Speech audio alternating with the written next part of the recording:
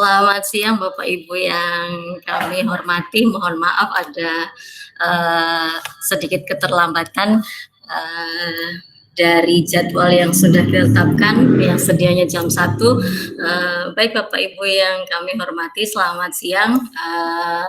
Salam sehat untuk kita semua. Senang sekali Bapak Ibu bisa hadir bertemu walaupun secara online dengan kami di LPTSI.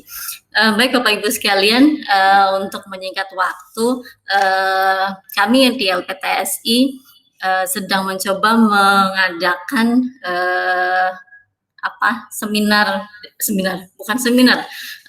sharing online berkaitan dengan hal-hal yang berkaitan dengan teknologi informasi. Jadi mudah-mudahan setiap minggu, setiap hari Rabu kita bisa rutin bertemu untuk update sekitar teknologi sistem informasi yang ada di Unsud terutama. Baik Bapak Ibu sekalian, karena ini sharing, silahkan monggo santai saja sambil kita mendengarkan update dari teman-teman yang sudah hadir pada siang hari ini. Baik, untuk topik kita siang hari ini seperti yang sudah kami sampaikan beberapa saat yang lalu adalah berkaitan dengan persiapan jaringan akses lokal Unsud untuk kebutuhan seminar daring, karena kebutuhan akan seminar daring semakin banyak. Dan di Unsud ini kita mencoba untuk membagi informasi apa sih yang bisa dipersiapkan berkaitan dengan jaringan akses lokal yang ada di Unsud, sehingga Bapak Ibu sekalian yang ada di Unsud bisa memanfaatkan. Baik Bapak Ibu sekalian, monggo bisa sambil ngopi, disiapkan kopinya, disiapkan snacknya, kita santai saja sambil mendengarkan para narasumber yang siap berbagi informasi untuk Bapak Ibu sekalian. Narasumber kita yang pertama adalah Bapak Hari Siswantoro, STMT PhD. Beliau adalah koordinator Pusat Pengembangan Sistem Informasi di LPTSI. Pak Hari, selamat siang Pak Hari. Selamat siang. Selamat siang. Baik Pak Hari ini beliau adalah dosen di program studi teknik elektro Unsud. Beliau memperoleh gelar sarjana dari UGM, kemudian gelar magisternya diperoleh dari 2 universitas, yaitu UI dan Université Joseph Fourier. Benar nggak sih ini Pak Hari? Mohon maaf kalau ini salah. Jadi magisternya dapat dari 2 universitas ini Pak Hari. Kemudian beliau juga mendapatkan gelar PhD di bidang teknologi informasi dan komunikasi dari Università degli Studi di Trento, Italia. Luar biasa nih Pak Hari.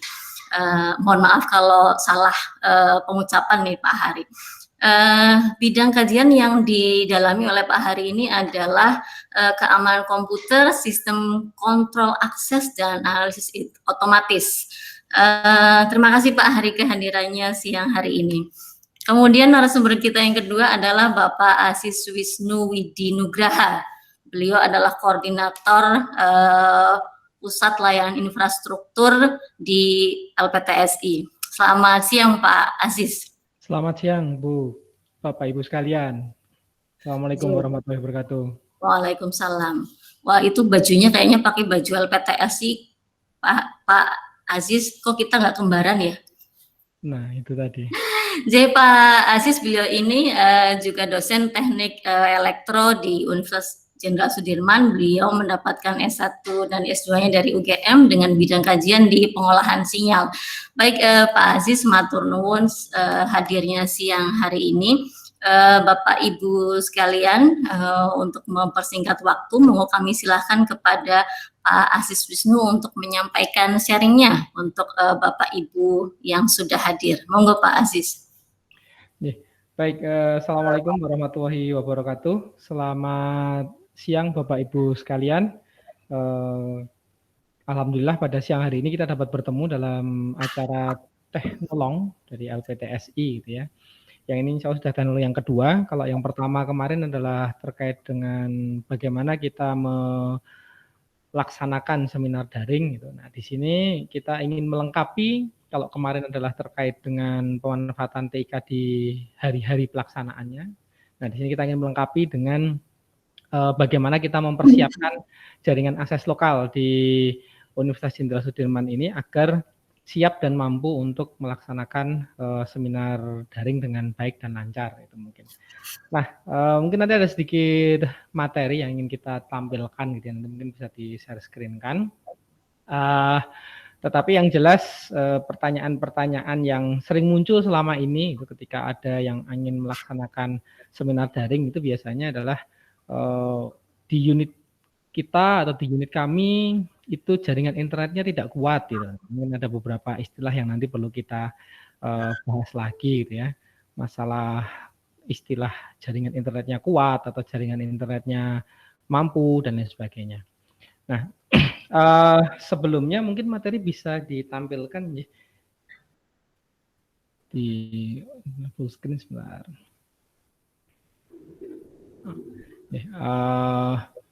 Di sedikit yang bisa kami bagi ya kan. Nah, ini insya Allah kalau saya lihat beberapa sudah banyak yang hadir di sini, banyak dari unit dan dari bidang yang berbeda-beda ya kan. Nah, di sini sebenarnya materi ini cocok untuk siapa gitu. Nah, ini yang paling atas ini paling cocok untuk para bapak wakil dekan 1 akademik nih, karena terkait dengan perencanaan. Karena sekali lagi nanti jerbasuki mawa beo, katanya, jadi tidak ada sesuatu yang lepas dari pembiayaan dalam bentuk apapun, baik itu adalah pembiayaan dalam bentuk uang ataupun dalam bentuk sumber daya manusia, dalam bentuk sumber daya waktu. Dan juga cocoknya adalah untuk para bapak wakil dekan 2. Ini sebenarnya terkait dengan bidang umum perlengkapan. Ini biasanya mengurusi umum perlengkapan di masing-masing unit adalah bapak wakil dekan 2. Proses pengadaan dan sebagainya nanti biasanya ada di bagiannya bapak wakil dekan 2. Kemudian tentunya di bagian perencanaan dan informasi, ini juga yang paling menggeluti di bagian perencanaan dan informasi di masing-masing unit, biasanya nanti perlu juga untuk memahami konsep ini agar ke depan itu bisa melakukan persiapan dengan baik.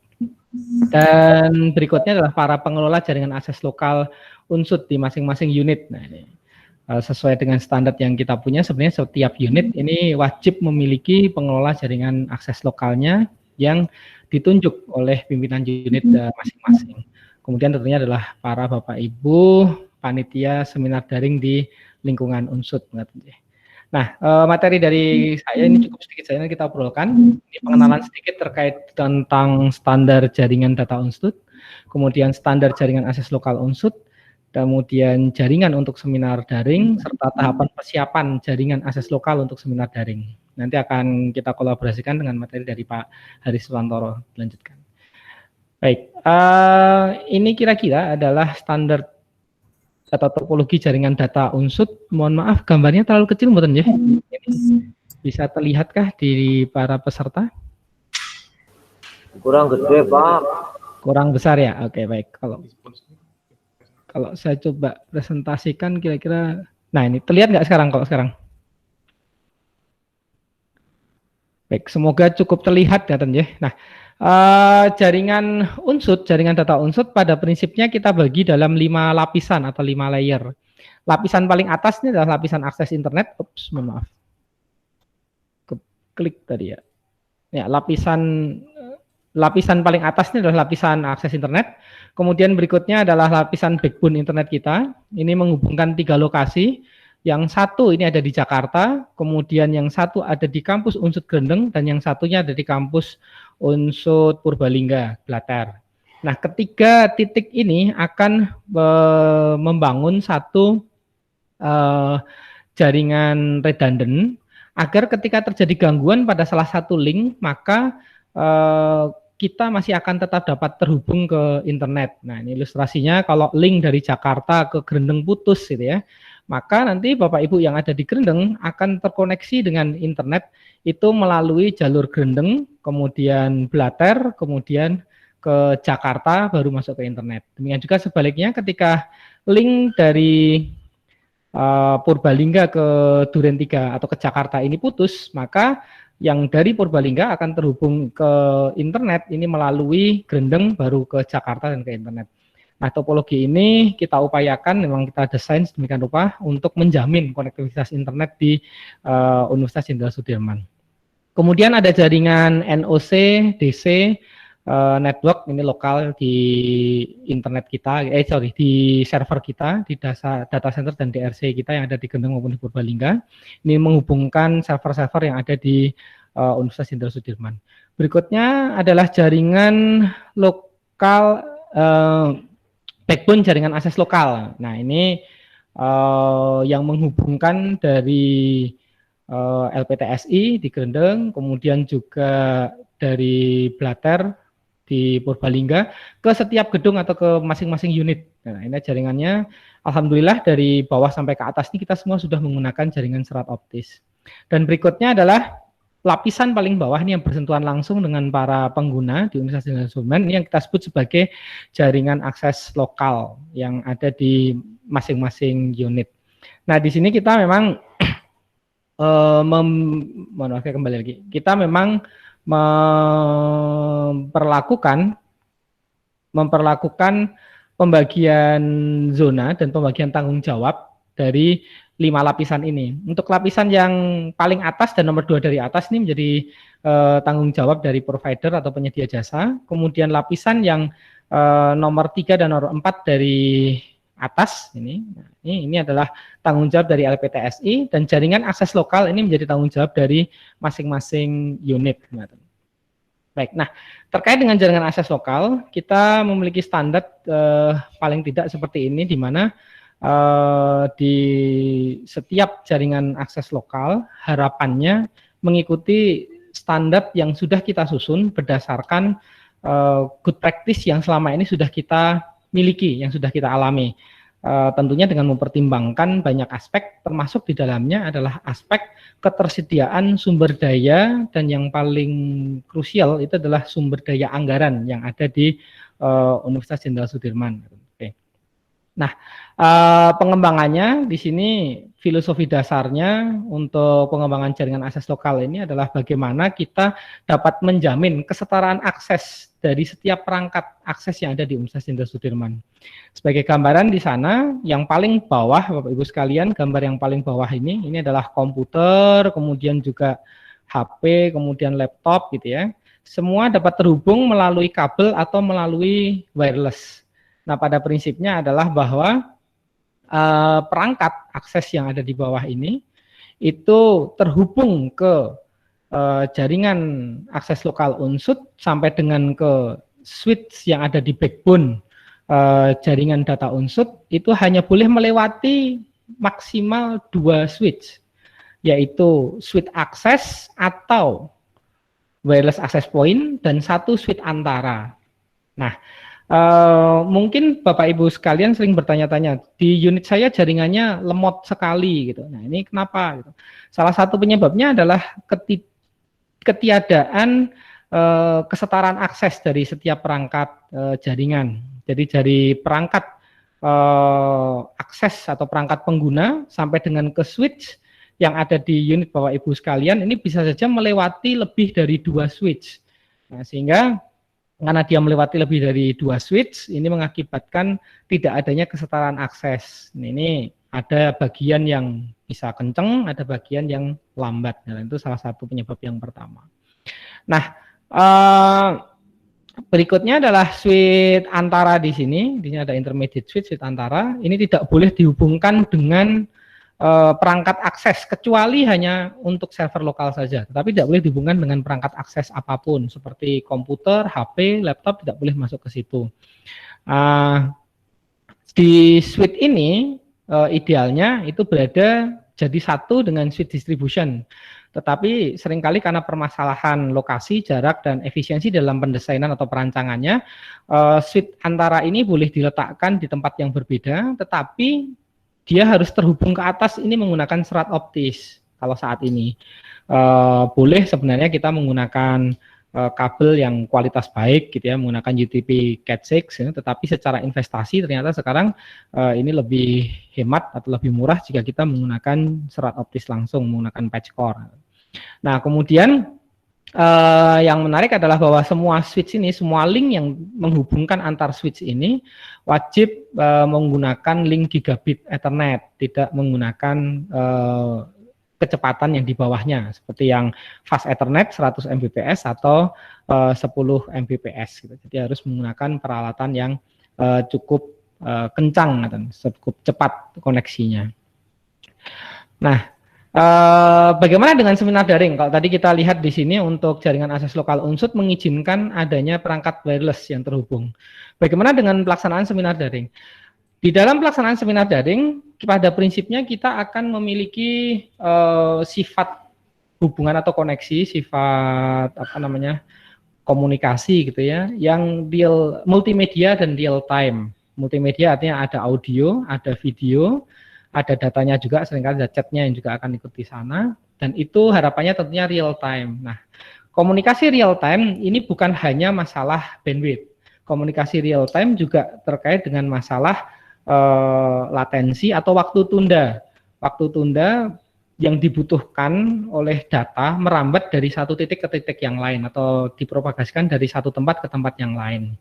Tentunya kita sering tidak nyaman ketika kita telepon menggunakan VoIP, misalkan kita bilang halo, kita menunggu jawaban dari seberang sana itu bisa lebih dari 1/4 detik gitu ya. Ini sudah kerasa nggak nyaman. Ini menunjukkan latensinya lama. Nah, latensi yang lama atau waktu tunda yang lama ini mengakibatkan komunikasi multimedia real time ini menjadi tidak optimal. Nah, sehingga untuk jaringan akses lokal Unsud yang dipersiapkan khusus untuk seminar daring, ini pada prinsipnya seharusnya memiliki topologi yang sama persis dengan jaringan yang dipergunakan untuk tes berbasiskan komputer yang menggunakan server yang ada di internet atau server yang ada di lokal Unsud nantinya. Nah, ini setiap perangkat aksesnya wajib terhubung ke jaringan menggunakan kabel, tidak boleh menggunakan wireless. Kenapa? Karena kalau menggunakan wireless, risiko gangguannya akan jauh lebih besar. Secara sederhananya adalah ketika ada satu perangkat wireless di mana di sekitarnya banyak perangkat wireless lain yang aktif, maka sinyal wireless yang dipancarkan oleh satu perangkat ini akan menjadi noise atau menjadi draw, menjadi interferensi bagi perangkat yang lain. Nah, padahal kalau noise atau draw-nya semakin tinggi, maka kualitas jaringannya akan menurun.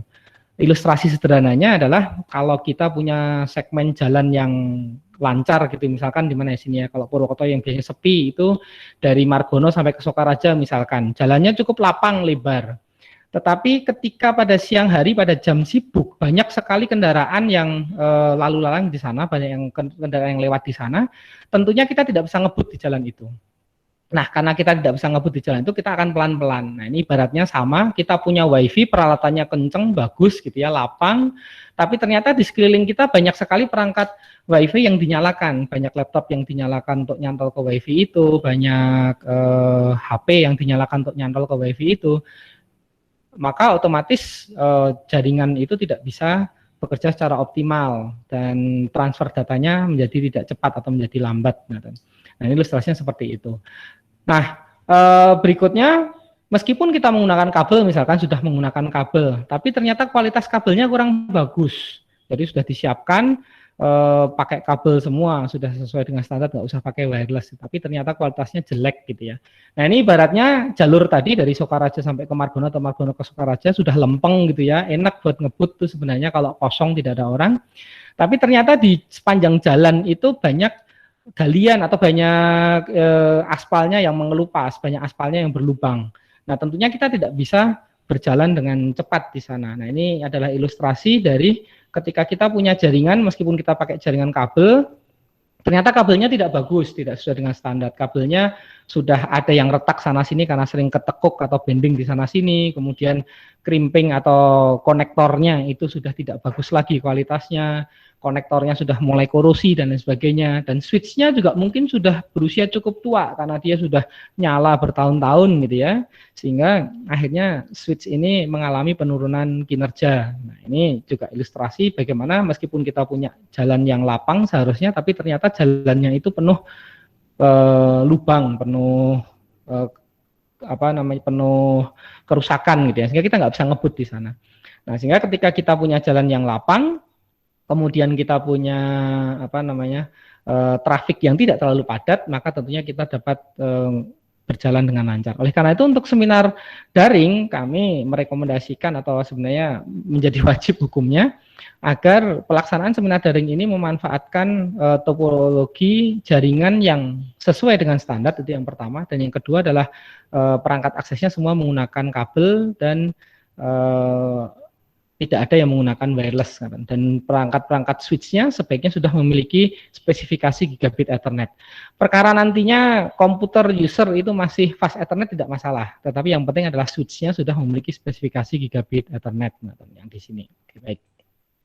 Nah, beberapa tahapan yang mungkin bisa kami rangkumkan sebelum nanti kita lanjut ke materi berikutnya, bahwa yang pertama adalah ketika akan menyiapkan seminar daring, senaring di Universitas Jenderal Sudirman, tahapan yang perlu dilakukan adalah memastikan bahwa topologi jaringan yang akan digunakan ini sesuai dengan standar.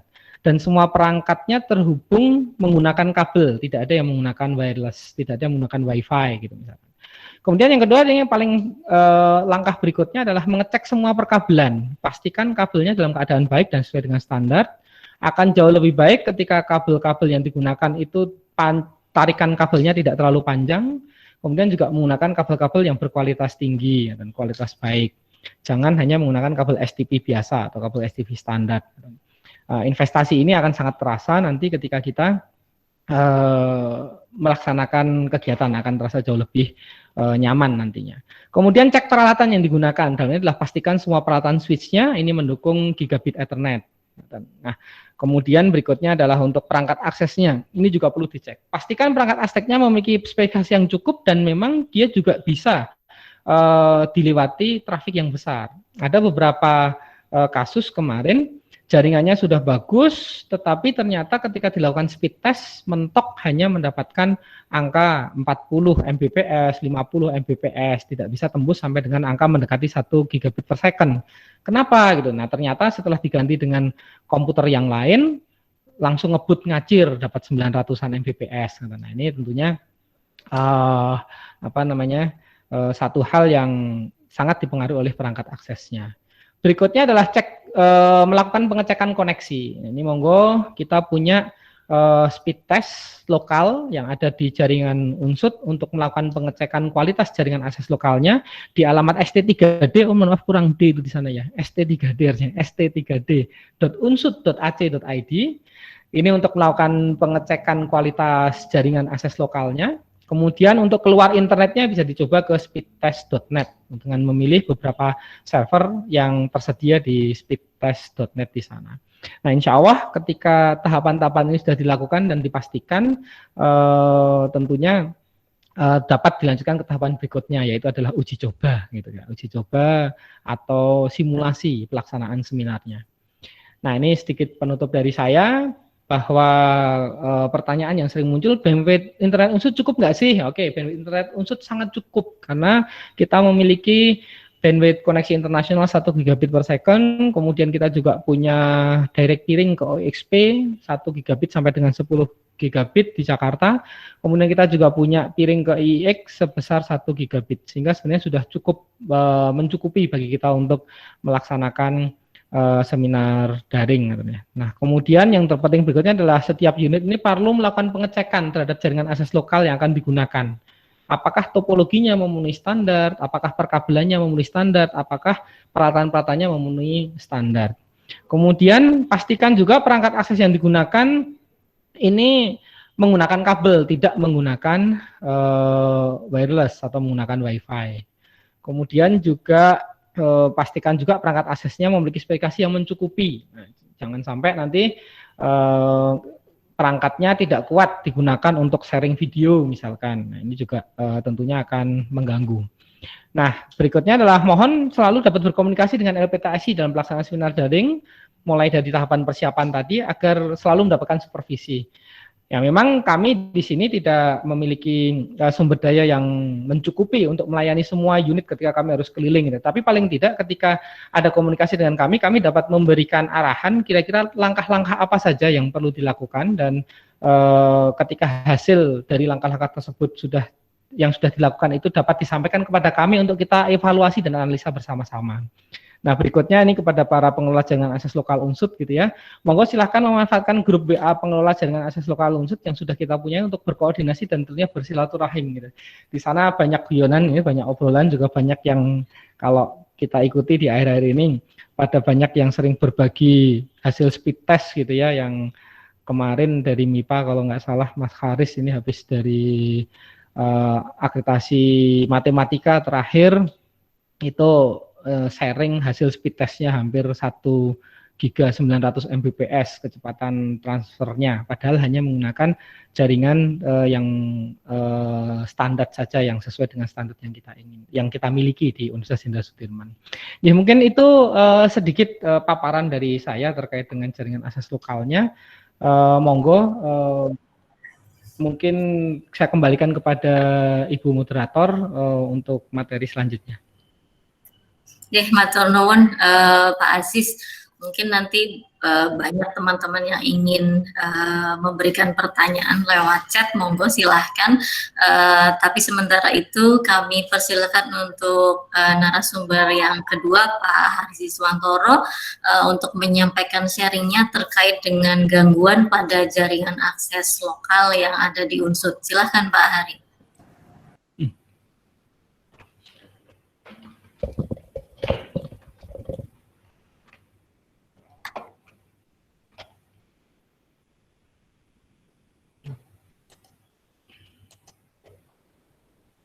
Baik, terima kasih Bu Diang. Assalamualaikum warahmatullahi wabarakatuh. Waalaikumsalam.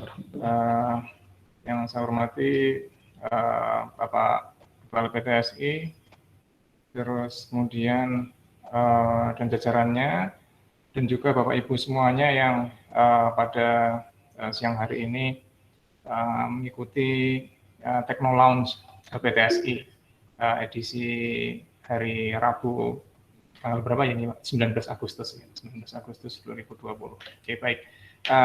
Pada intinya saya akan mempresentasikan materi yang Pak ini adalah melanjutkan dari apa yang sudah disampaikan oleh Pak Aziz. Ya.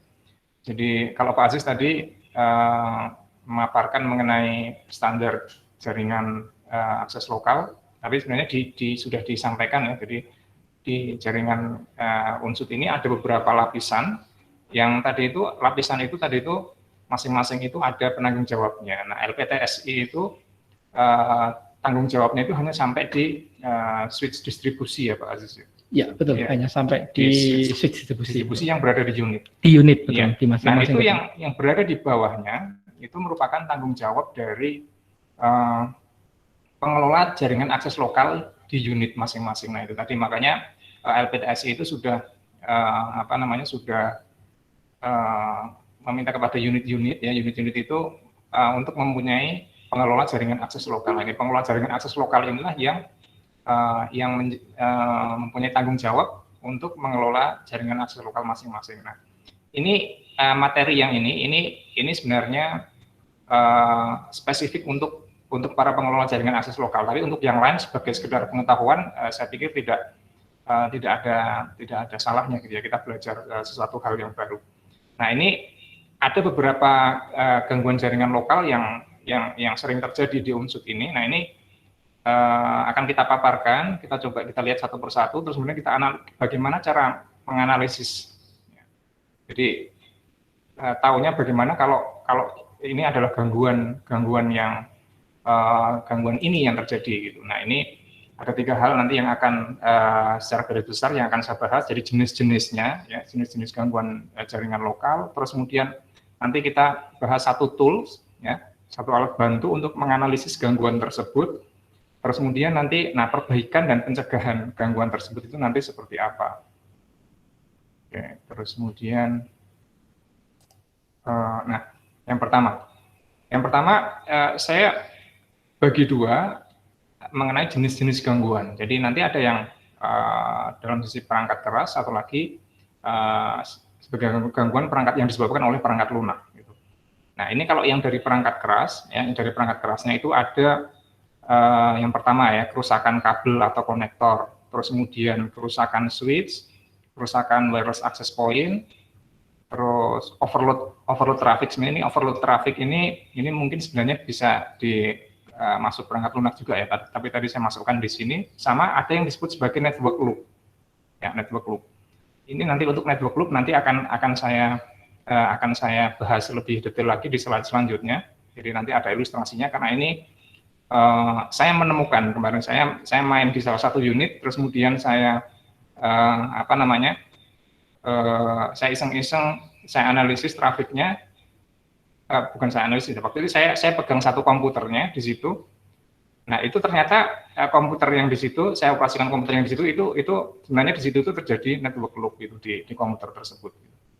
Oke, terus kemudian yang kategori yang kedua itu perangkat lunak. Ya, perangkat lunak ini yang pertama ada yang disebut sebagai spoofing attack. Ya, spoofing attack ini nanti untuk spoofing attack ini akan saya bahas ya, spesifik ini juga ini karena dulu ini sering terjadi di jaringan Unsud, tapi kalau akhir-akhir ini mungkin jarang-jarang terjadi karena lagi sepi. Ya karena mahasiswa sedang sepi ya, sedang sepi mahasiswa, tapi juga karena bandwidth Unsud itu sudah besar. Kalau dulu pas bandwidth Unsud itu masih kecil ya, langganan internetnya itu, koneksi internetnya itu masih kecil, itu dulu sering kali terjadi karena spoofing attack ini nanti attackernya itu mereka itu sebenarnya intinya itu ingin menggunakan bandwidth internet sendirian.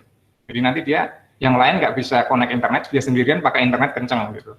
Itu tujuannya itu sebenarnya, atau motifnya gitu. Terus kemudian ada malware, ada malware attack. Terus kemudian malware ini virus ya, virus ini bisa macam-macam, bisa bisa melakukan macam-macam. Contohnya misalnya dia melakukan scanning ke jaringan. Jadi kalau misalnya ada satu komputer yang terinfeksi malware, dan kemudian tidak segera diperbaiki, tidak segera dihapus, malware tidak segera dihilangkan, itu akan berpengaruh ke jaringan, karena dia misalnya dari fitur malware tersebut dia akan melakukan scanning, akan melakukan scanning jaringan, itu akan memperlambat jaringan ya di mana komputer tersebut berada, gitu. Jaringan lokal di mana komputer tersebut berada. Terus kemudian yang ketiga broadcast, ya, broadcast storm. Nah ini sebenarnya juga tadi yang malware itu dia mirip-mirip ini ya, broadcast yang nanti dia akan menimbulkan traffic broadcast yang sangat besar, dan itu yang akan membebani jaringan. Gitu. Terus kemudian yang keempat ini saya nggak menemukan bahasa Indonesianya ini, jadi ROC DHCP server. Ini mungkin kalau gampangnya gini, kalau mau gampang mengingat-ingat ya, diingat-ingat saja lagu Alamat Palsu dari Ayu Ting Ting. Ya. Nah ini ROC ini artinya pemberi alamat palsu. Iya, pemberi alamat palsu gitu. Intinya seperti itu gitu. Jadi pemberi alamat palsu. Nanti sebenarnya kalau di DHCP server itu diunsurkan hanya ada satu ya. Hanya ada satu yang dikontrol oleh LPTS, kemudian direlay ke masing-masing unit. Nah, kalau misalnya di unit itu ada DHCP server, nah itu bisa jadi nanti akan mengganggu jaringan. Artinya nanti klien yang terhubung ke jaringan itu akan memperoleh IP address atau alamat IP yang salah. Gitu. Oke, ini juga saya pernah menemukan secara teori, saya menemukan. Jadi waktu itu kok internetnya itu mati, tapi kok komputer yang saya gunakan itu mendapatkan alamat IP gitu. Nah, ternyata itu ada DHCP server yang memberikan alamat palsu ini tadi. Terus kemudian yang kelima dalam kategori perangkat lunak ini ada permasalahan pada sistem operasi gitu. Nah ini kalau ini bisa macam-macam ya. Sebenarnya ini tidak bisa kita bahas spesifik, tapi kemungkinan di sini kebanyakan Bapak Ibu menggunakan sistem operasi Windows gitu. Nah kalau Bapak Ibu menggunakan sistem operasi Windows, maka meskipun kita itu pengguna awam ya, paling tidak itu kita mestinya tahu gitu ya. Jadi maintenance atau perbaikan apa yang seharusnya kita lakukan kalau kita punya komputer Windows misalnya. Contohnya misalnya yang paling sederhana itu adalah update. Ya, update ini penting. Update sistem operasi ini penting. Jadi jangan pernah mematikan update, ya, update sistem operasi. Walaupun kadang-kadang ada masalah, ya habis diupdate ada masalah. Tapi pada intinya sebenarnya update itu biasanya mereka memperbaiki, ya, pembuat sistem operasi itu memperbaiki ada celah keamanan di sistem operasi gitu. Nah ini mestinya rutin dilakukan, atau jangan pernah mematikan fitur update di Windows gitu. Terus kemudian misalnya yang saya ingat cuman yang ini saja, yang Windows, karena saya sendiri pribadi saya tidak menggunakan sistem operasi Windows itu. Nanti mungkin Pak Aziz ini mungkin bisa sharing gitu apa namanya sistem operasi Windows ini apa gitu yang perlu di maintain di dalamnya gitu. Oke, terus kemudian saya lanjutkan. Oke, yang network loop ya. Saya ingin membahas spesifik ya, tentang network loop gitu. Jadi network loop itu apa namanya, ilustrasinya seperti ini ya, ilustrasinya seperti ini. Jadi di sini ada sebuah switch ya. Ini perangkat yang bentuknya seperti ini kita nyebutnya switch. Jadi ada kotak, terus kemudian ada portnya banyak, ini namanya switch. Terus kemudian yang sebelah kirinya adalah access point, ya, wireless access point. Nah ini wireless access point ini nanti ada portnya yang terhubung menggunakan kabel ke switch. Nah ini loopnya itu di sini. Nah ini di sini diilustrasikan bahwa ada kabel, ya, satu kabel yang masing-masing ujungnya itu apa namanya bertemu di switch itu sendiri gitu. Nah ini apakah mungkin terjadi? Kemungkinan kecil, tapi kalau jaringan yang Bapak Ibu sudah dikelola itu sudah kompleks ya, sudah rumit, dan kemudian apa namanya kita lupa memberi label ya, di ujung kabel ini. Jadi kalau good practice-nya, kalau kita pasang kabel itu dikasih label ya. Dikasih label. Jadi dan labelnya jangan yang mudah hilang.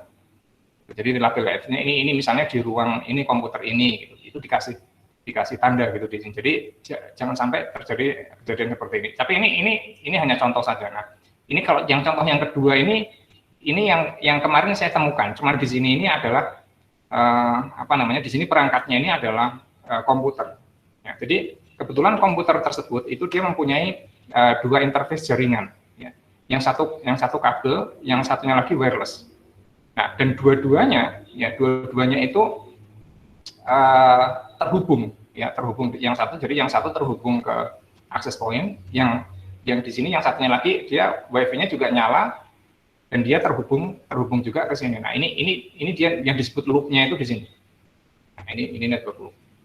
Nah, ini jadi network loop ini nanti dia akan apa namanya membangkitkan trafik ya, yang akan mengganggu kinerja jaringan lokal secara keseluruhan. Nanti akan saya bahas selanjutnya itu bagaimana cara mendeteksi terjadinya network loop ini. Oke, terus kemudian nah ini untuk yang tadi saya sebut ARP spoofing. Tadi saya nyebutnya istilahnya apa ya, saya lupa. Sebentar, saya cek dulu. Spoofing attack, ya, spoofing attack. Nah ini sebentar. Ini yang saya tambahkan depannya itu ARP. Ya, ARP ini singkatan dari Address Resolution Protocol. Jadi ini adalah protokol di layer bawah ya, layer bawah. Ini di sini itu nanti yang terlibat di sini itu adalah hardware address, ya, hardware address. Jadi ini belum naik ke alamat IP. Ini masih di bawah alamat IP. Nah, yang terjadi adalah, nah ini ilustrasinya seperti ini. Jadi di sini ada switch, kemudian di sini ada komputer user misalnya ya, atau perangkat yang digunakan user. Terus kemudian di sini ada gateway, ya, ada LAN gateway. Nah, terus kemudian di sini ada seorang attacker, ya, di sini disebutnya malicious user yang dia memberikan tabel ARP yang salah, ya, tabel ARP yang salah. Tujuannya apa? Tujuannya supaya user yang legitimate di sini itu tidak terhubung ke gateway yang sebenarnya. Ini nanti trafiknya di sini akan di drop, atau mungkin kalau tujuannya lain mungkin dia bisa apa istilahnya membaca trafiknya yang ada yang dikirimkan dari user ke gateway-nya di sini. Nah, ini ilustrasinya seperti ini. Ya. Ini dulu mungkin softwarenya ini perlu saya sebutkan nggak Pak Aziz? Ini software yang biasanya digunakan untuk ini kemungkinan buat pemahaman dan antisipasi. Ya, untuk pemahaman dan antisipasi saya sebutkan ya. Jadi softwarenya namanya Netcat. Ya, salah satunya. Ya, salah satunya Netcat namanya. Nah, ini mungkin dulu pernah para pengelola akses jaringan mungkin pernah frustasi. Iya, pernah frustasi dengan pengguna Netcat ini. Gitu. Nah, ini. Tapi memang sekarang belakangan ini, maksud saya juga setelah bandwidth Unsud itu besar, langganannya besar, itu sudah jarang-jarang kita temui. Cuman kadang-kadang anak-anak iseng aja ini mungkin yang pakai Netcat ini. Atau mungkin nanti pengelola jaringan akses lokal bisa mungkin praktek gitu ya, nge-lab gitu misalnya. Jadi coba kalau misalnya saya pakai Netcat itu misalnya nanti trafiknya kalau dianalisis seperti apa polanya gitu. Nah, ini mungkin kalau ini untuk tujuan itu mau silakan gitu. Jadi untuk pembelajaran gitu. Ya, jadi ilustrasinya seperti itu mengenai spoofing attack. Oke, sekarang saya lanjutkan. Nah, sekarang saya masuk ke alat bantu. Ya, alat bantu atau tools yang bisa kita gunakan untuk menganalisis gangguan. Jadi ini saya ambil ini gambar ikan hiu ya, ikan hiu karena nama toolsnya itu adalah Wireshark. Nah, ini saya kurang begitu tahu, mungkin Bapak Ibu ada yang pernah menggunakannya, ya, Ini saya copy paste dari websitenya Wireshark, yaitu di wireshark.org. Jadi ini toolsnya ini gratis ya, bisa di download, ya, bisa di download, terus kemudian bisa jalan di berbagai platform sistem operasi, bisa di Windows, bisa di Linux, bisa di Mac gitu. Nah, ini Wireshark ini apa sih? Wireshark ini merupakan perangkat lunak yang digunakan untuk melakukan analisis trafik jaringan. Ya, jadi berdasarkan protokolnya nanti bisa kita baca gitu trafiknya. Gitu. Terus kemudian ya ini bisa baca ratusan protokol. Jadi protokol jaringan itu kan ada banyak sekali ya, Jadi kalau mungkin yang sering kita gunakan HTTP, terus kemudian HTTPS mungkin, terus kemudian ada lagi FTP, ada DNS dan lain sebagainya. Nah, ini bisa dibaca atau dianalisis menggunakan Wireshark ini. Terus kemudian bisa melakukan live capture, ya. Terus kemudian setelah kita capture bisa kita analisis secara offline. Gitu. Jadi file analisisnya bisa kita simpan, bisa kita analisis. Terus nanti interface-nya itu nanti dia ada, nanti akan saya tunjukkan di slide selanjutnya bentuknya seperti apa. Jadi ada tiga jendela, gitu ya, 3 jendela yang masing-masing ada untuk menganalisis paket data. Ini kalau saya menyebut istilah paket data, ya, ini beda dengan apa istilahnya, beda dengan paket data ini ya, paket data operator seluler. Ya. Jadi Bapak Ibu bayangkan, jadi jaringan komputer itu, dua buah komputer itu bisa saling berkomunikasi itu dengan mengirimkan paket data. Kita menyebutnya juga paket data. Nah, paket data itu karena misalnya datanya itu ukurannya besar, tapi kemudian harus dipecah-pecah menjadi ukuran-ukuran yang lebih kecil, yang nanti disesuaikan dengan protokol yang sedang digunakan. Jadi seperti itu.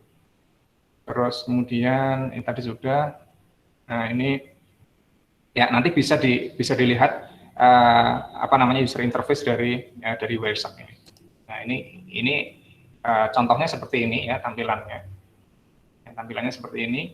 Jadi di sini ada 3 jendela. Terus kemudian ini akan membaca. Jadi Wireshark ini setelah dijalankan ya, capture-nya ini dijalankan, itu nanti akan membaca trafik ya, trafik. Jadi di sini ini trafik ini sebenarnya yang terbaca di Wireshark ini adalah paket data yang dikirimkan ke komputer yang menjalankan Wireshark. Jadi di sini ada source destination. Nah, termasuk traffic broadcast.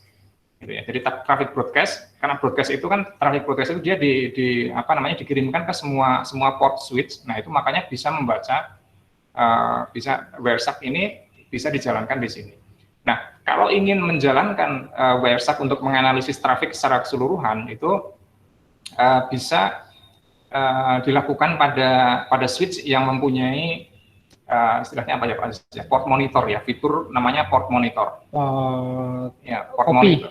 Ya, port copy atau port monitor. Jadi mungkin beda vendor switch mereka menyebutnya beda-beda. Nah, itu bisa dilakukan atau bisa mengaktifkan fitur tersebut gitu di switch-nya.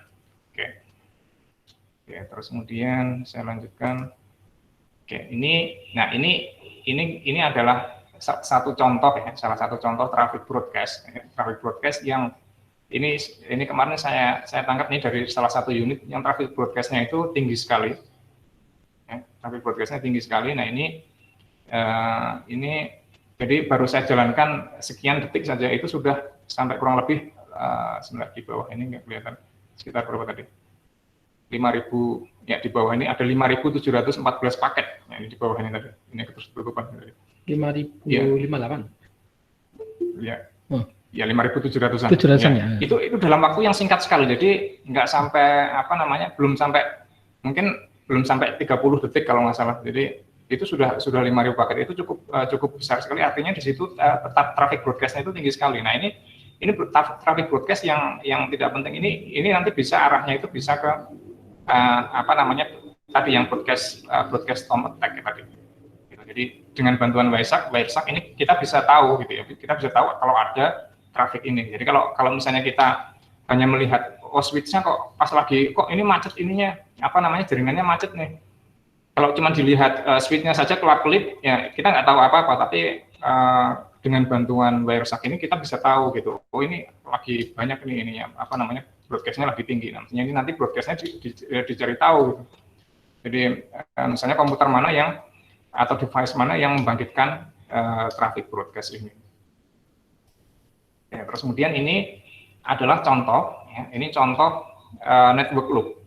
Ya, network loop. Jadi di sini, jadi network loop itu kalau dianalisis menggunakan Wireshark itu, jadi di sini bisa dilihat di sini ada paket yang di sini ID-nya itu sama, tapi itu dia ditemukan berkali-kali di dalam Wireshark. Jadi salah satu ciri kalau itu terjadi network loop. Jadi intinya ID paket ini harusnya unik ya, unik. Tapi kalau misalnya ini ada satu paket yang kemudian itu berkali-kali lewat di jaringan, itu artinya sudah terjadi network loop. Gitu. Nah, ini untuk yang network loop. Jadi perlu dicari tahu penyebabnya, yang menyebabkan network loop itu apa. Gitu. Oke. Nah, sekarang saya masuk ke ini ya, perbaikan dan pencegahan ya. Ini tadi untuk yang masalah perangkat keras ini saya tidak saya tidak menemukan perbaikan apa yang lebih baik dari menggantinya gitu ya. Kalau misalnya kerusakan kabel atau konektor. Kalau misalnya yang rusak cuma konektornya saja, ya mudah ya, jadi cuma diganti konektornya saja. Gitu. Potong ganti konektor. Ya, potong konektor yang lama, terus kemudian diganti. Karena meskipun itu ujung konektor RJ45 itu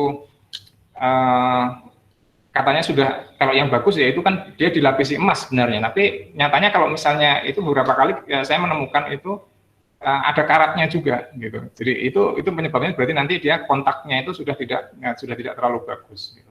Jadi memang harus diganti. Terus kemudian kalau kerusakan switch, nah ini kalau kerusakan switch ini bisa dilihat ininya ya, bisa dilihat tingkatannya. Mungkin ada switch itu yang rusak itu cuman hanya beberapa portnya saja yang mati. Nah kalau yang ini mungkin masih bisa dipakai, artinya ya gunakan yang port yang masih hidup. Gitu. Tapi kalau misalnya sudah total mati, nah itu memang harus diganti semua. Gitu. Terus kemudian kalau wireless access point ya. Ini wireless access point ini juga sebenarnya ada tingkatan-tingkatannya ininya ya, kerusakannya itu. Kalau misalnya Jadi access point itu sebenarnya punya kapasitas ya, punya kapasitas maksimum berapa user yang bisa akses bersamaan dalam satu waktu gitu. Nah, ini perlu perlu dicari tahu. Jadi kalau misalnya pas beli access point tersebut itu dipahami itu, terus kemudian tapi kalau misalnya jadi sudah digunakan lama, terus kemudian ternyata meskipun yang pakai baru sedikit, tapi sudah macet, ya, mungkin sudah di reset ya, sudah dicabut powernya, dinyalakan lagi, tetap saja masih macet, ya itu mungkin itu waktunya memang sudah umurnya gitu ya, sudah umurnya untuk diganti. Terus kemudian kalau untuk yang overload traffic ini mungkin bisa kita cari penyebabnya. Mungkin salah satunya tadi ada hubungannya dengan broadcast juga, ya, atau mungkin dengan malware juga. Nah, ini kita cari penyebabnya, bisa menggunakan Wireshark tadi sebagai alat bantu, atau mungkin juga bisa mengganti dengan switch dengan kapasitas yang lebih tinggi. Tapi ini kalau menurut saya masih ganti ini opsi terakhir lah. Opsi terakhir kalau memang ini saya pribadi mungkin saya belum pernah menemukan gitu. Jadi yang switch-nya, kecuali kalau core switch-nya LPTSI gitu ya. Ini core switch-nya LPTSI memang beban kerjanya tinggi gitu. Memang harus yang spek atau kapasitasnya itu switching capacity-nya harus tinggi gitu. Tapi kalau untuk switch access, switch distribution itu saya belum menemukan harus diganti dengan yang kapasitasnya, switching capacity-nya lebih tinggi. Jadi saya bukan membicarakan masalah bandwidth-nya yang harus gigabit gitu, tapi ini adalah switching capacity-nya. Ya, karena masing-masing switch itu juga punya apa yang disebut sebagai switching capacity. Ya, terus kemudian yang network loop tadi, ya, itu tadi bisa menggunakan Wireshark, terus kemudian dicari penyebab loop-nya dan diperbaiki. Oke, terus kemudian ini jadi ini adalah perbaikan dan pencegahan untuk gangguan yang dalam kategori perangkat lunak ya. Tadi, nah ini yang spoofing attack ini, ya, kebetulan saya hanya menemukan ini satu langkah antisipasi, yaitu melakukan membuat tabel ARP statik. Nah ini mungkin ini hanya yang paham saja ini yang bisa melakukan gitu ya. Ini maksudnya gini, ini konsepnya itu seperti ini ya. Jadi tabel ARP ya, tadi yang address resolution protocol tadi itu kan masing-masing komputer itu secara otomatis itu akan punya, dan sifatnya itu dinamis. Ya, sifatnya itu dinamis. Artinya dinamis itu nanti kalau di ujung sana itu ada perubahan, ya, terus kemudian itu tabelnya itu juga otomatis berubah juga. Nah ini spoofing attack ini bisa dicegah dengan membuat satu tabel ARP statik untuk yang gateway, ya, atau router. Ya, jadi pada saat normal ya belum ada spoofing attack itu kita rekam dulu MAC address-nya, namanya MAC address ya. Jadi selain punya IP address itu setiap perangkat yang terhubung jaringan itu punya MAC address. MAC address ini saya lupa kepanjangannya apa ya Pak Aziz ya. Mesin address. Terlalu sering ngomong. Iya. Jadi ini MAC ini bukan nama komputer, bukan ya, tapi media access control address. Ya, media access control. Ya, media access control address. Jadi itu bentuk yang bentuknya itu adalah seperti hexa ya. Jadi hexa ada beberapa digit itu. Jadi seperti itu. Jadi beda dengan IP address. Kalau alamat IP itu dia kan angka semua gitu ya. Ada angka semua. Kalau yang IPv4 ya, tapi kalau yang IPv6 ya, walaupun sekarang kita belum pakai yang IPv6 itu kalau yang IPv6 nanti ada campur sama yang hexa juga. Ya gitu. Itu untuk yang spoofing. Terus kemudian yang malware oh ya, sebentar. Ini yang saya jadi ingat sesuatu ini, yang spoofing attack ini. Saya pernah punya pengalaman lucu nih yang spoofing attack ini. Jadi waktu itu karena saya ingin tahu gitu ya. Jadi caranya itu sebenarnya seperti apa? Saya tanya waktu itu pas saya sedang kuliah di Prancis. Ya, saya sedang kuliah di Prancis. Kemudian waktu itu saya ketemu dengan admin jaringan universitas tempat saya kuliah di sana. Kemudian saya diskusi, saya ngobrol dengan dia. Orangnya itu nyentrik ya, jadi rambutnya panjang gitu, jadi seperti gitaris Metallica gitu orangnya. Tampang-tampangnya seperti itu. Nah, di sini juga panjang juga. Oh iya, sama di sini juga di LPTSI juga ada ini yang panjang juga, Pak Musil namanya. Nah itu saya tanya gitu, ini saya punya masalah gini gitu, ngelola jaringan kampus ada masalah. Ini ARP spoofing gitu. Terus solusinya seperti apa ya kalau kalau nemu yang seperti itu gitu. Itu jawabannya itu di luar dugaan saya gitu. Jadi dia ngasih jawabannya itu bukan jawaban teknis gitu. Kalau itu terjadi di sini gitu, dia bilang gitu, itu akan saya cari orangnya dan akan saya bunuh gitu. Nah ini, jadi saya kaget sekali ternyata. Jadi itu sebenarnya jawaban bercanda gitu. Memang karena tidak ada tidak ada resep untuk menangani ini gitu. Jadi dari sisi infrastruktur jaringan gitu. Jadi yang ini tadi ini adalah dari sisi klien ya. Jadi solusi yang saya tabel ARP statik ini adalah dari sisi klien. Jadi kalau kliennya yang sudah mengeset tabel ARP statik ini itu akan kebal. Jadi nggak akan kena tipu lagi sama attackernya gitu. Jadi seperti itu.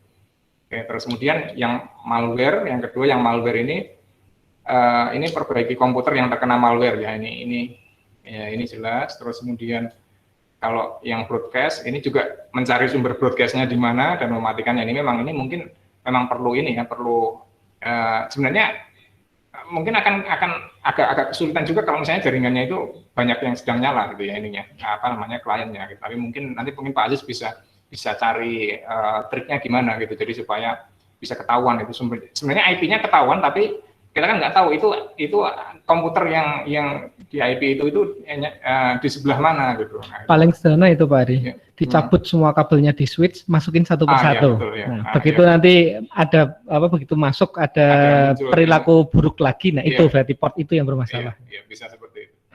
Oke, terus kemudian yang ROC DHCP server ini mencari ROC DHCP servernya dan mematikan fitur DHCP-nya. Jadi kalau nggak salah itu secara default access point yang kita beli itu secara default itu nanti DHCP servernya dia akan nyala gitu. Nah ini kan kalau di Unsud kan kita tidak memerlukan DHCP server lagi, jadi fitur DHCP servernya itu mestinya dimatikan gitu ya di access point yang baru kita beli, karena nanti IP address-nya itu akan dapat dari DHCP server yang berada di LPTSI. Ya, terus kemudian ini permasalahan pada sistem operasi ya berarti perbaiki sistem operasi tersebut. Oke, jadi mungkin itu ya yang bisa saya sampaikan. Jadi pada intinya tadi kita sudah kita sudah bahas mengenai jenis-jenis gangguan ya yang mungkin muncul di jaringan akses lokal. Terus kemudian ada alat bantu tadi Wireshark yang saya tampilkan, nanti mungkin bisa dipelajari lebih lanjut ya, karena memang itu fiturnya banyak, tapi salah satunya bisa digunakan untuk menganalisis trafik jaringan lokal. Terus mungkin yang terakhir adalah perbaikan dan pencegahan dari gangguan-gangguan tersebut. Oke, baik, mungkin hanya sampai di sini dari saya. Waktu saya kembalikan kepada Ibu moderator. Ya, silakan. Matur nuwun Pak Hari. Kayaknya banyak yang pusing nih kata-katanya memusingkan katanya teman-teman. Baik Bapak Ibu sekalian, itu sebetulnya hanya gambaran saja dari kami di LPTSI berkaitan dengan pengelolaan jaringan akses lokal. Mungkin nanti bisa didiskusikan lebih lanjut Pak Aziz dan Pak Hari dengan teman-teman yang sudah hadir di sini. Mungkin yang pertama bisa kami sampaikan ini Pak Aziz, tadi kan Pak Aziz menyampaikan tentang kesiapan jaringan akses lokal Unsud. Sebetulnya kita punya standar untuk pengelolaan jaringan akses lokal nggak sih Pak Aziz yang sudah dikeluarkan oleh LPTSI? Mungkin Pak Aziz bisa menjelaskan supaya teman-teman di unit juga mengetahui apa sih sebetulnya yang harus disiapkan begitu. Pak Aziz. Baik, kalau terkait dengan standar pengelolaan jaringan akses lokal, sebenarnya kita punya buku standar jaringan akses lokal yang sudah kita miliki sejak tahun 2017. Jadi sudah cukup lama dan kita juga waktu itu sudah mengumpulkan unit-unit untuk membahas tersebut, dan pembuatan standar tersebut juga sebenarnya diawali dari diskusi dengan para pengelola jaringan di masing-masing unit. Kita coba melihat good practice yang ada di setiap unit seperti apa yang pertama, kemudian yang kedua juga melihat kenyataan terkait dengan masalah paling pragmatis lah, anggaran gitu, itu ada. Nah, yang paling harus disiapkan oleh masing-masing unit adalah tentunya adalah orang yang memang ditugaskan untuk menjadi pengelola jaringan akses lokal. Di dalam buku standar tersebut minimal di setiap unit itu paling tidak menunjuk satu orang sebagai pengelola jaringan akses lokal, sebagai ketua sekaligus sebagai anggota, merangkap sebagai anggota. Nah, ini tentunya jumlah orang pengelolanya ini akan bervariasi bergantung dari ukuran unitnya tentunya. Kalau unitnya kecil, ya tentunya nggak perlu banyak-banyak. Tapi kalau unitnya besar dan terpencar di banyak tempat, seperti mungkin contoh kita Fakultas Kedokteran ya, ada di Gumbrek, ada di ada di Gumbrek, ada di Karangwangkal, dan ada di Kalibakal. Nah, ini tentunya karena tempatnya berpisah-pisah, tentunya membutuhkan orang yang banyak juga. Nah, pengelola jaringan akses lokal ini memiliki hubungan hierarkis dengan pimpinan di unit masing-masing, tetapi juga memiliki hubungan koordinasi dengan LPTSI di tim infrastruktur di pusat pengembangan dan layanan infrastruktur. Nah, kita juga sebenarnya mungkin teman-teman sudah banyak yang bergabung di dalam BA Group pengelola jaringan akses lokal. Di sana kita mungkin sering sharing dan lain sebagainya. Yang pertama, orangnya.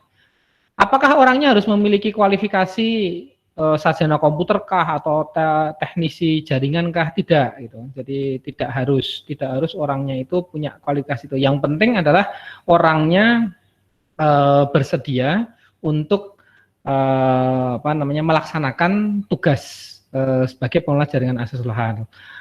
Kita sekarang menganut konsep learning by doing. Jadi nanti yang penting orangnya bersedia, rajin-rajin berkoordinasi dengan tim infrastruktur jaringan di LPTSI, baik bisa secara offline datang atau lewat online melalui grup WA gitu ya.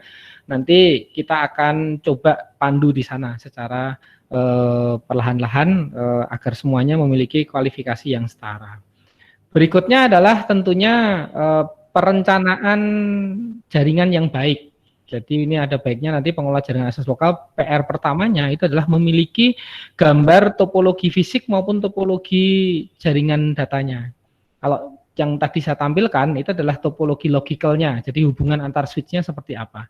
Kalau topologi fisiknya, berarti ini jalur kabelnya lewat mana saja sebenarnya. Nah, itu juga sebaiknya memiliki agar mudah melakukan tracking dan tracing terhadap jaringannya ketika mengalami permasalahan. Nah, dari perencanaan itu tentunya jika sudah ada yang terasa membutuhkan permajaan dan lain sebagainya, tentunya dilakukan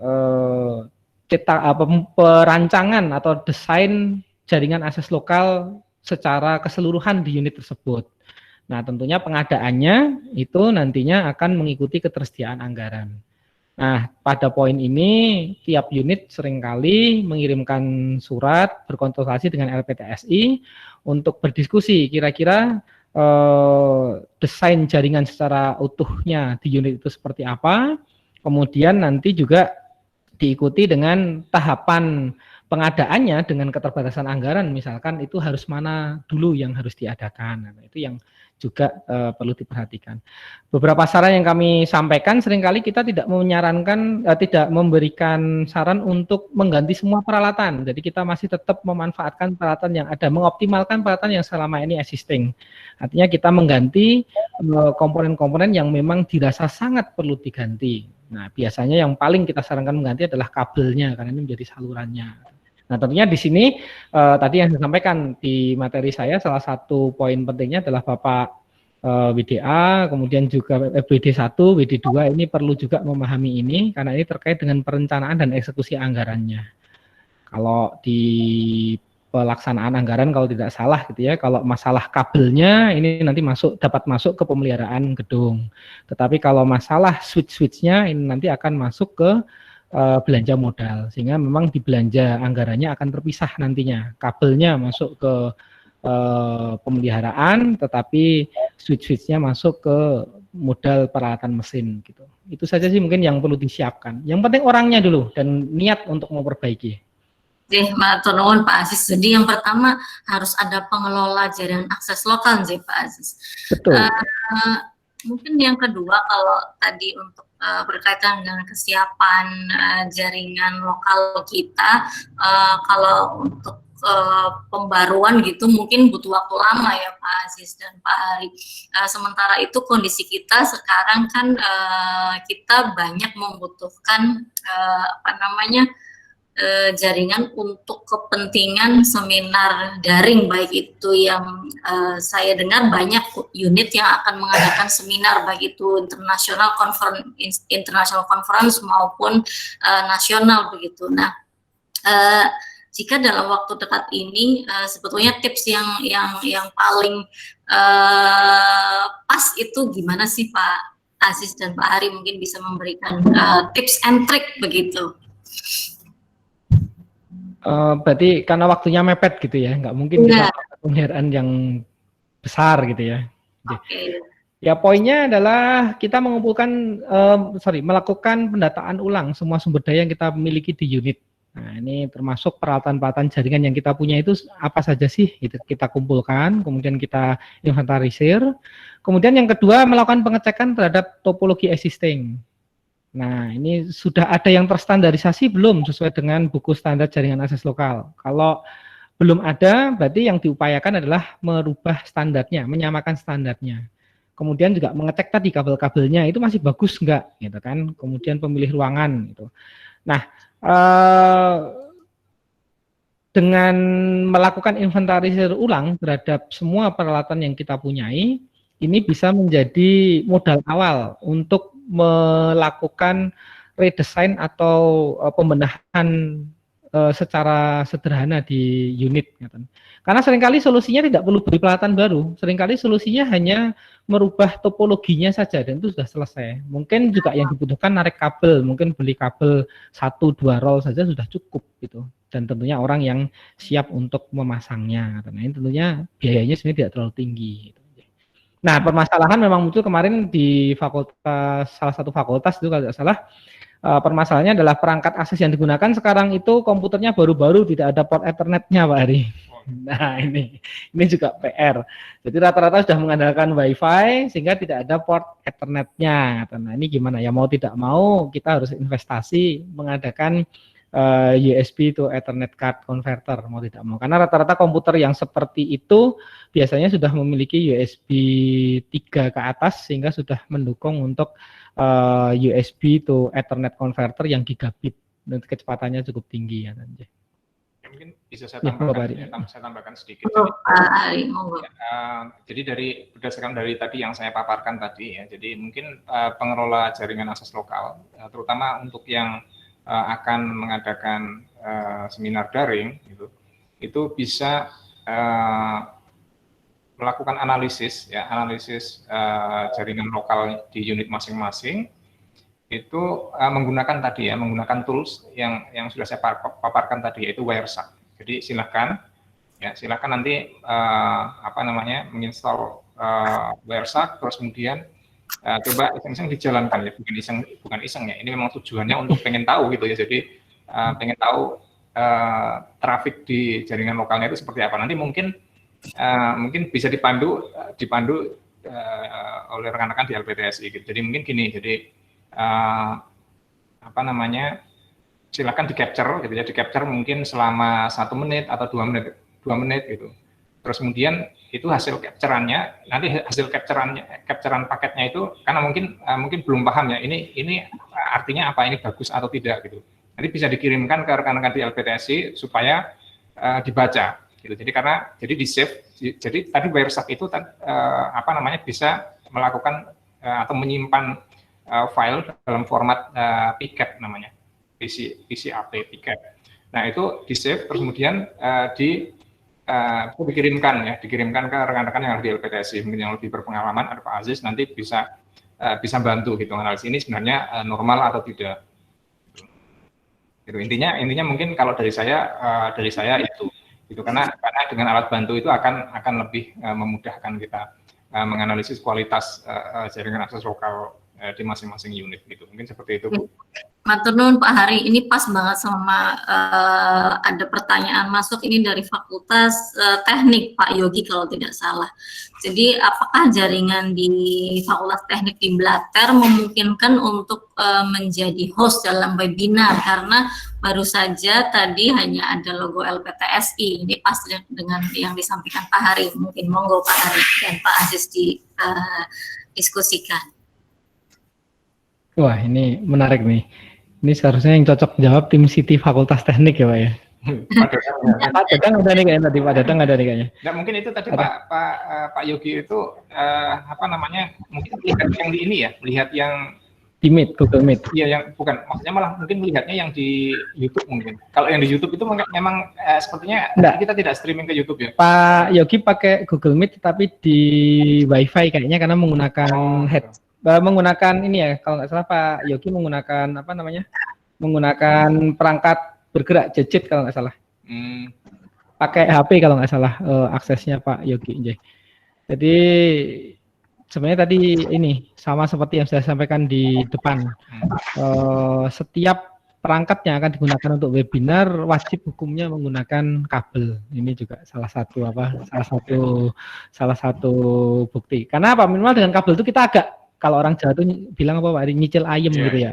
Nyicil ayam gitu. Kita mengeliminasi salah satu kemungkinan gangguan katanya. Nah, jadi itu mungkin. Kalau pertanyaan Fakultas Teknik apakah memungkinkan jadi host di webinar?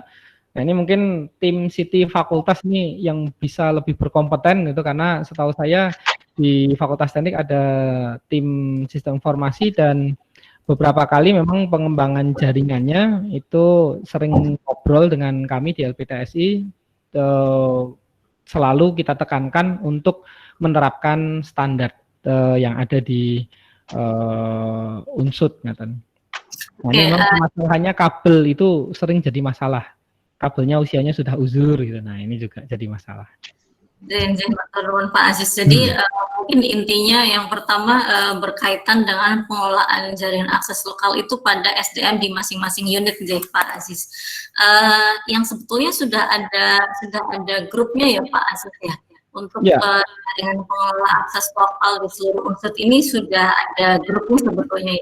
Jadi sebetulnya bisa kita koordinasi baik itu konsultasi ataupun bertanya-tanya tentang jaringan akses lokal sebetulnya sudah bisa dilakukan, Bu Aziz. Laras, Bu. Kemudian yang kedua ini ada pertanyaan Pak Aziz dari Pak Imron Rosadi. Kalau tadi di presentasi Pak Aziz itu apakah bisa diasumsikan kalau melakukan hosting seminar itu di infrastruktur, apakah itu hosting seminar di infrastruktur Unsud? Ini tadi dari Pak Imron Rosadi, ini di Fakultas Teknik ya Pak Imron ya. Kalau webinar itu dilakukan dengan server Zoom atau Google Meet, apakah kebutuhan prasyarat infrastrukturnya tidak perlu tinggi? Ini menarik nih Pak Imron Rosadi. Monggo di respon Pak Aziz dan Pak Hari. Sebentar, saya mungkin share lagi satu ya. Untuk menjawab pertanyaan Pak Imran, ini menarik pertanyaannya sebenarnya. Kalau kita pakai infrastruktur di luar bagaimana gitu. Nah, ini menarik. Jadi kalau kita amati perangkat akses yang Bapak Ibu gunakan itu ada di layer paling bawah ini. Kemudian yang tadi kita bahas sebenarnya ada di layer paling bawah ini juga. Nah, yang ditanyakan Pak Imron tadi, kalau servernya Zoom, Jmeet di luar, jadi ada di sini, ada di internet ini.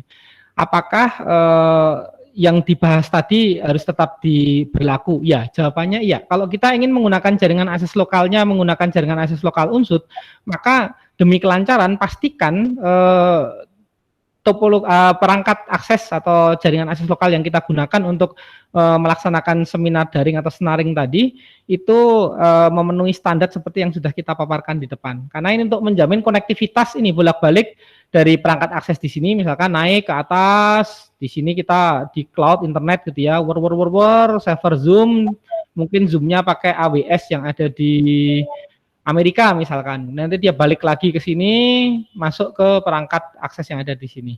Sehingga memang tetap harus harus memenuhi standar tersebut untuk menjamin kualitasnya.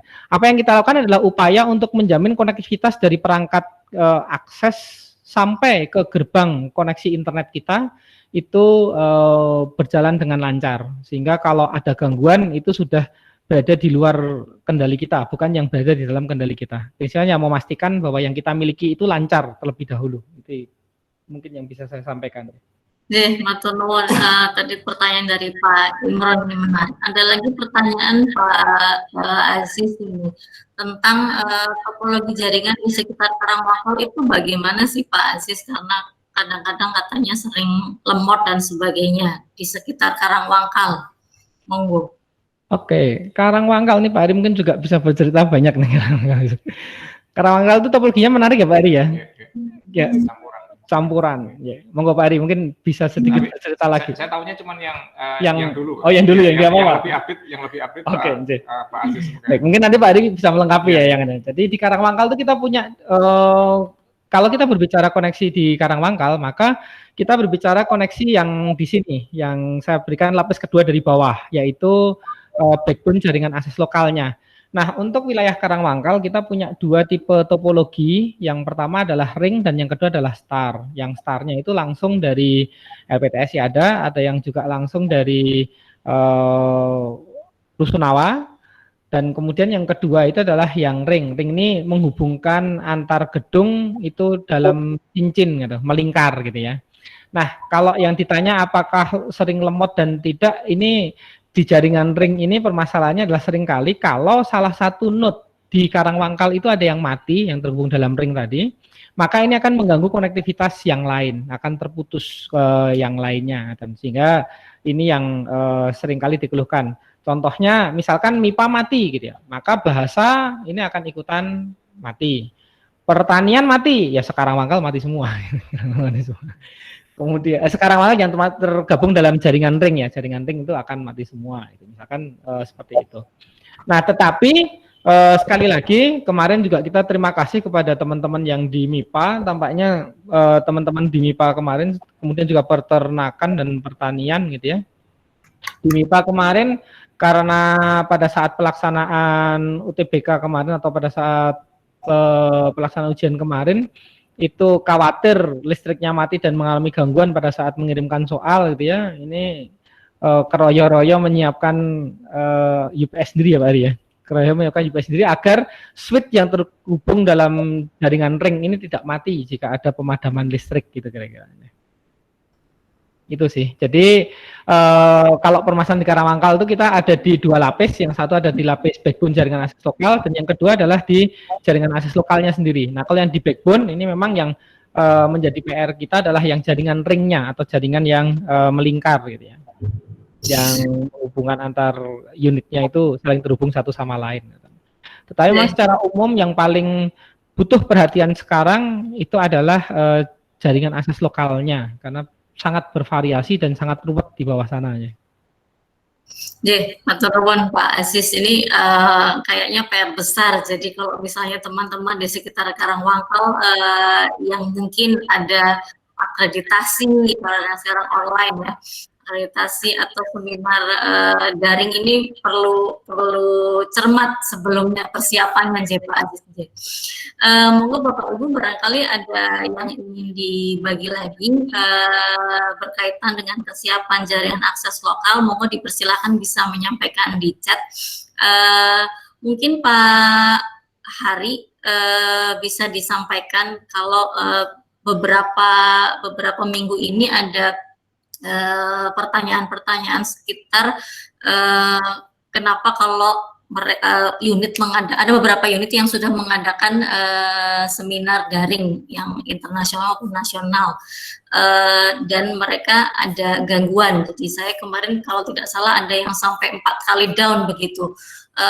Kalau misalnya dilakukan sebelum mereka membuat standarisasi jaringan akses lokal, kira-kira di mana sih tempat yang paling memungkinkan untuk melakukan seminar daring saat ini di wilayah Unsud? Ini kalau tempatnya ini maksudnya dalam anu apa ya? Maksudnya kalau di daerah mana? Kualitas ininya ya. Ya. Kualitas jaringannya. Kalau kualitas jaringannya yang paling bagus di LPTSI. Karena langsung sebelahan sama data center gitu ya. Tapi sebenarnya gini, jadi apa namanya, kalau yang sudah istilahnya gini, jadi kalau di jaringan itu, di unit itu kualitas jaringan lokalnya itu sudah bagus, menurut saya bisa digunakan gitu. Artinya seperti tadi misalnya di teknik tadi ya, di Blatter ya, yang di ujung sana ya, itu di teknik itu mereka sudah apa namanya, berusaha untuk mengembangkan atau mengelola jaringannya menggunakan standar yang dibuat oleh LPTSI gitu. Nah ini apa namanya, ini meskipun di ujung sana tapi bagus gitu ininya kualitasnya. Kalau secara latensi gitu. Sekarang semua jaringan di Unsud itu sudah terhubung menggunakan kabel serat optik gitu. Jadi latensinya itu juga sudah cukup rendah gitu. Atau boleh nggak Pak, boleh di-share nggak di unit mana sih sebetulnya yang sudah menerapkan standarisasi jaringan akses lokal ini? Mungkin supaya ada apa namanya, motivasi unit-unit lain untuk melakukan standarisasi juga. Boleh di-share nggak sih Pak? Ini kalau ini mungkin Pak Aziz yang punya datanya nggak Pak Aziz untuk yang okay. Ini? Yang sudah melakukan perubahan kemarin contohnya biologi, ini juga sebenarnya sudah cerita sukses tahun 2018 kemarin. Kemudian ada di Fakultas Peternakan dan Pertanian kalau nggak salah kemarin juga berupaya melakukan perbaikan. FISIP ongoing ya Budian ya kalau nggak salah. Ini kebetulan dari FISIP ada yang hadir nggak ya? Mungkin bisa bercerita juga. FISIP ongoing. Kemudian RSGMP juga sedang ongoing. Kemudian selain itu teknik misalkan di beberapa gedungnya ini juga sudah menganut jaringan akses lokal secara ketat. Hanya saja memang permasalahan itu klasik itu biasanya ada di perangkat dan juga di perkabelannya. Contoh saja saya sama Pak Hari ini ruangannya satu ruangan ya Pak Hari ya. Di mejanya Pak Hari itu pakai kabel 1 gigabit per second itu hampir tembus 900-an Mbps itu tembus gitu di ruangannya Pak Hari. Tapi di ruangan saya yang selisih sekian meter gitu, itu mentok hanya 100 Mbps Budian. Jadi padahal kita menggunakan infrastruktur yang hampir so-so gitu. Kenapa gitu? Karena kabel yang digunakan, tarikan kabel yang ke Pak Hari dan yang ke saya itu lebih minim gangguan punyanya Pak Hari. Jadi kabel yang saya itu muter dulu keliling ruangan sehingga banyak bendingnya, banyak tekuannya, banyak gangguannya, dan juga kualitas kabelnya sempat ketekuk gitu. Jadi dia bermasalah gitu sehingga tidak bisa kenceng gitu. Nah ini contoh, mungkin saya sudah share screen, ini adalah contoh speed test dari komputer yang saat ini digunakan untuk streaming di LPTSI. Ini karena kita ada traffic juga saat ini sekitar 500-an sedang live, sehingga speed testnya kita dapat sekian, sekitar ini 400-an sekian. Ini link dari komputer ke gateway internet kita. Ini 462 dan ini bukan perangkat baru. Ini sedikit saya salah, bukan perangkat yang mewah, bukan perangkat yang mahal. Ini switch-nya harganya juga nggak terlalu mahal-mahal amat, itu switch-nya nggak nyampe 2 juta kayaknya. Switch yang digunakan hanya 1 jutaan, nggak nyampe gitu switch yang digunakan, yang penting sudah bisa gigabit. Nah yang kita kejarnya adalah ada nilai ping di sini itu yang di kisaran 12,8, ini sudah cukup pendek, ini yang kita sebut latensi tadi. Kemudian jitter 0,5, ini berarti selisih atau perbedaan variasi dari pingnya. Nah ini kita downloadnya bisa sampai 462, uploadnya sampai 145. Ini kalau saya ulang sekarang, ini mungkin langsung pada banyak yang mencoba nih, jangan-jangan itu trafiknya langsung ikutan naik. Kerasa ini di server speed testnya langsung bebannya langsung kerasa naik gitu. Nah ini contoh. Itu kemudian paling itu unit-unit yang tadi sudah menerapkan dan bagaimana dia bisa menyentuh angka yang hampir mirip-mirip. Oke, matur Pak Aziz. Jadi sudah ada beberapa unit yang ada tambahan. MIPA kemarin bahkan untuk persiapan akreditasinya secara serius menyiapkan lokasi khusus yang dibangun jaringannya untuk dibangun ulang, didesain ulang, ditata ulang khusus untuk akreditasi asesmen lapangan kemarin. Itu setahu ya ditarik lagi kabelnya, ditata ulang lagi sama tim jaringan di MIPA sana, sehingga akhirnya kemarin alhamdulillah informasinya asesmen lapangannya juga cukup lancar menggunakan Zoom. Luar biasa itu upayanya. Berarti sebetulnya mungkin bisa disampaikan kepada teman-teman di seluruh unit bahwasanya kalau ingin mengadakan seminar daring misalnya, mungkin bisa berkonsultasi kepada pengelola jaringan akses lokal terlebih dahulu, Pak Aziz, supaya semuanya berjalan lancar, makatan. Dan yang penting kadang kita bisa komunikasi satu sama lain kalau memang di unit sedang ada kegiatan seperti ini misalkan. Ini kan ada grup jaringan akses lokal ya, bisa disampaikan. Biasanya teman-teman sana menyampaikan di sana, tempat saya besok ada kegiatan ini, tempat saya besok ada kegiatan ini. Tapi kalau bisa juga jangan mepet-mepet juga, agak jauh-jauh hari biar bisa bareng-bareng kita saling mengingatkan satu sama lain. Nah, matur ini mungkin perlu di-underline karena sekarang ini kita punya banyak sekali kegiatan yang sifatnya online kan. Kita punya ujian online, misalnya UPT online, kemudian ada asesmen lapangan juga online. Mungkin kalau kita ada koordinasi dengan para pengelola jaringan akses lokal itu lebih baik kualitasnya.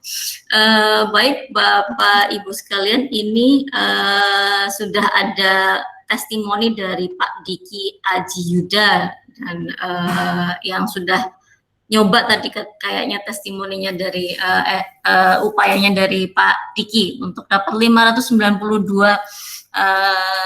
udah nyoba nih Pak. Pak Diki unit ini ya, mana? Karangmangkal ya kalau salah ya? Pak Diki sepertinya di Pasca kalau tidak salah. Mungkin yang terakhir Pak Aziz dan Pak Hari bisa menyampaikan satu saja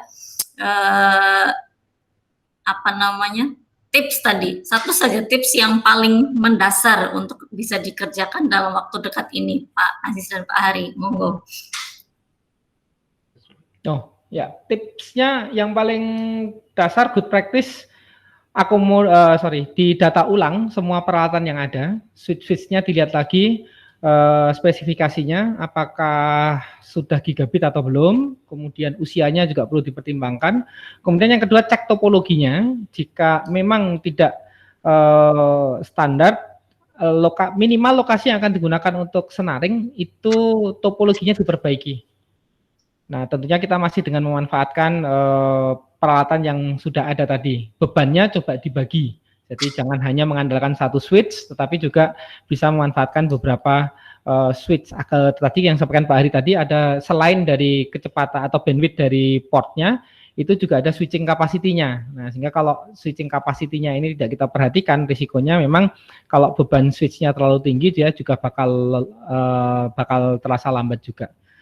Itu juga Pak Aziz menyampaikan 99 DON-nya 83. Ini kayaknya lokasinya di LPTSI. Nah, ini contoh di LPTSI saja masih ada yang menggunakan peralatan fast Ethernet, bukan gigabit Ethernet. 99 itu dengan menggunakan fast Ethernet sudah sangat luar biasa. Mungkin itu wireless juga.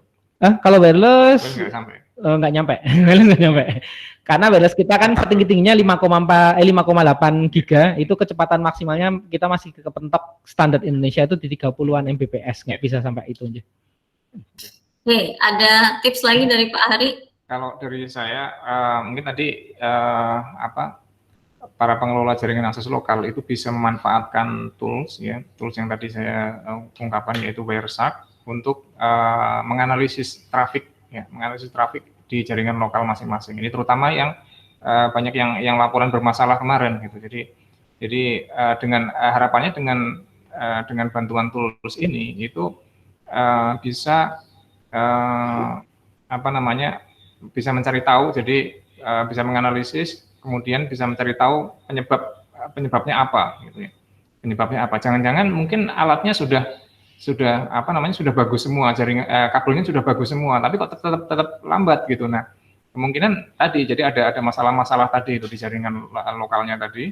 Nah, itu jika butuh bantuan untuk menganalisis atau menginterpretasikan hasil tangkapan trafik di masing-masing jaringan lokal, nanti silakan berkonsultasi ke LPTSI gitu. Itu mungkin. Nah, ini Pak Ari, ada laporan dari MIPA pakai WiFi 95,3 down, up-nya 935 up, down-nya 101-nya. Ini menggunakan 5,8, tetapi tadi tidak menggunakan standar WiFi yang ditetapkan oleh Kominfo. Karena kan lebar bidangnya itu sudah terbatas gitu sebenarnya. Jadi kalau kita menggunakan standar yang ditetapkan oleh Kominfo Indonesia, itu kita mentok di 30-an, sebenarnya 30-40. Nah, kalau sampai 90 ini biasanya menggunakan standar yang digunakan di Amerika. Gadget-gadget baru yang dijual di Indonesia itu biasanya tidak bisa nyantol di WiFi itu. Ini ada laporan juga ini dari Pak Amin Fatoni, ini masih di MIPA yang menggunakan WiFi nih. Ada 92 Mbps, downnya 72 Mbps, kemudian Mas Aris Kurniawan dari Perpustakaan nih 95,3 dan 101. Ada tanggapan Pak Aziz dan Pak Hari? Angka segitu sebenarnya sudah sisa-sisa ya untuk akses. Sudah sangat sisa-sisa karena bandwidth untuk Zoom, untuk Gmeet mentok tuh hanya 5 Mbps. Iya, jadi sebenarnya angka itu sudah sangat lapang. Sebenarnya kan yang kita yakinkan di sini adalah kita memiliki jalan yang lapang tadi sebenarnya. Kita meyakinkan bahwa jalan kita itu bagus gitu ya, bahwa mampu menghandle sampai itu. Nah, kalau jalannya sudah yakin mulus dulu, sudah yakin lapang dulu, kita meminimalisir potensi permasalahan yang disebabkan karena jalannya tadi. Oke, baik Pak Hari dan Pak Aziz, ini waktunya sudah tinggal sedikit.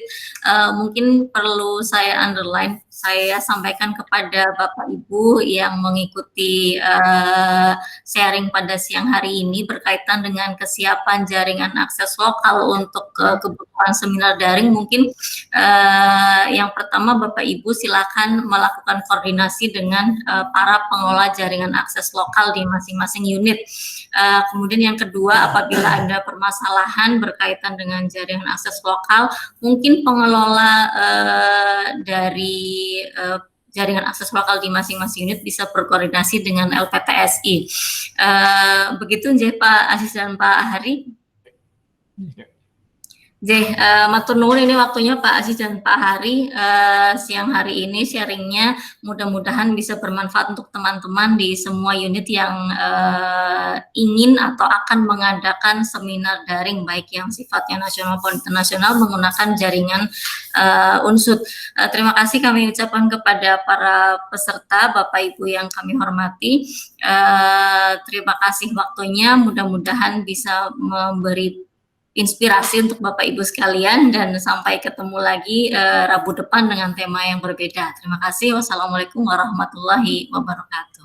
Waalaikumsalam warahmatullahi wabarakatuh. Waalaikumsalam warahmatullahi